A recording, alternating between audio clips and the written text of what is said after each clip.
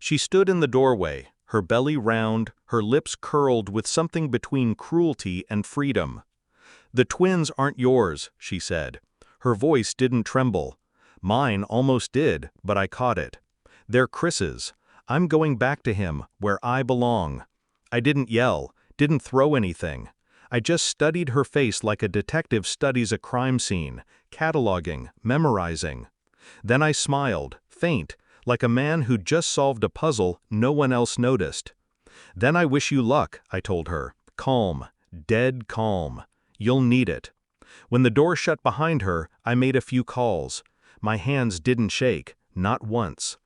I remember the first time I saw her. A bar, nothing special. She laughed at something stupid I said, touched my arm like I was the only man in the room. That laugh, light, reckless, became my undoing. I chased it, married it, built a life around it. I believed in her, trusted her more than I trusted myself. I worked late so she could rest. I saved so she could dream. Every choice I made bent toward us, toward the family we said we wanted. And that's why betrayal cuts like it does. Not just the act. It's the years wasted, the devotion weaponized, the memory of her leaning on my shoulder while secretly leaning elsewhere too. The changes started small, a phone flipped face down, a shower taken late at night, her laughter softening on me, sharpening on her screen. I knew, my gut knew. But suspicion without proof is madness, and I refused to be the paranoid husband. Until the night I caught the name. Chris. His name glowing on her phone while she slept beside me. My hand hovered over the screen. I didn't scroll, didn't snoop. I didn't need to. I already knew. That night I lay awake, breathing slow, memorizing the sound of her betrayal while her chest rose and fell against mine like nothing had changed. When she announced her truth, that the twins weren't mine, I didn't mourn. I shifted.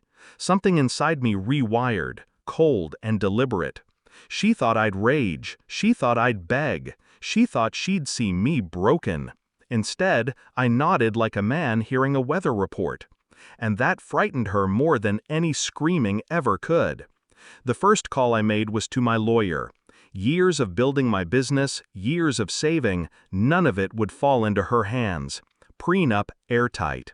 Assets shielded. Accounts shifted. By the time she packed her bags, her access was gone. The second call was to a friend at her new lover's job. Chris was sloppy. Late on payments, behind on rent, already under review for misconduct. A whisper in the right ear, a forwarded photo of him with her when he should have been on shift, it was enough. By Friday, he was unemployed. The third call was to her parents. Kind people, but old-fashioned. They believed in vows, in honor, in bloodlines. I told them the truth, measured and quiet. Their silence burned. They told her she wasn't welcome under their roof. Piece by piece, her safety net unraveled. 2 weeks later, she was back, standing on my doorstep, makeup streaked, belly heavy, eyes swollen from tears. Chris had kicked her out. No money, no job, no parents to turn to. Just me, the man she thought she discarded. She knocked softly, then harder, then begged. "Please," she whispered through the wood. "I made a mistake. I need you.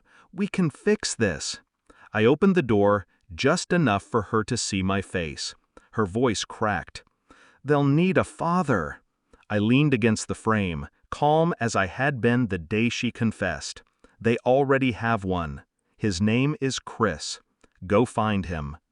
The look on her face, realization sinking in, the slow horror of consequences finally catching up, that was my closure. I didn't slam the door, I didn't scream. I closed it soft, steady, final. On the other side, I could hear her sobbing, sliding down against the wood, calling my name like it still belonged to her lips. But it didn't. She taught me betrayal. I taught her consequence. And as her cries faded into the night, I felt lighter, not vindictive, not bitter, just free. She thought she was walking away from me. The truth is, I let her go long before she left. I don't hate her anymore. Hate is a weight, and I'm done carrying it. What I carry now is clarity. Trust is a currency. Once spent, it cannot be earned back. And love? Love only survives inside truth. The twins will grow up knowing a father failed them before they were born. That failure isn't mine. She chose her ending. I simply let her live it. Sometimes revenge doesn't need fireworks. Sometimes it's just a quiet door closing, while the world on the other side collapses. And I sleep fine knowing this. She betrayed me with lies. I destroyed her with the truth.